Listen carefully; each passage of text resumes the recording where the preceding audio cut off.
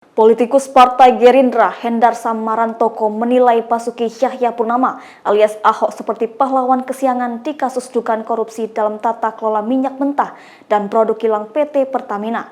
Sebab tiba-tiba muncul setelah Kejaksaan Agung menetapkan tersangka pada kasus tersebut. Anggota Mahkamah Hormatan Partai Gerindra ini heran sebab dalam beberapa tayangan podcast, Ahok tidak menjawab saat ditanyakan apakah mengetahui tindak pidana tersebut. Ahok, kata Hendar Sam, dapat terseret dalam kasus ini jika terbukti mengetahui tindak pidana korupsi di PT Pertamina Patraniaga namun membiarkannya. Kedua, jika dia tahu tapi tutup mata artinya ada pembiaran. Bisa dikatakan ini obstruction of justice, yang mengatakan seperti disampaikan Presiden RI Prabowo bahwa dia akan membongkar kasus korupsi dan menindak para koruptor. Hal itu dibuktikan dengan kasus-kasus besar termasuk mengungkap korupsi di Pertamina.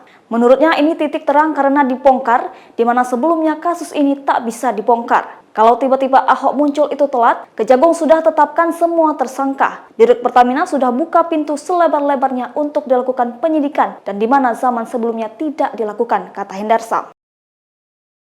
Download Tribun X sekarang, menghadirkan lokal menjadi Indonesia.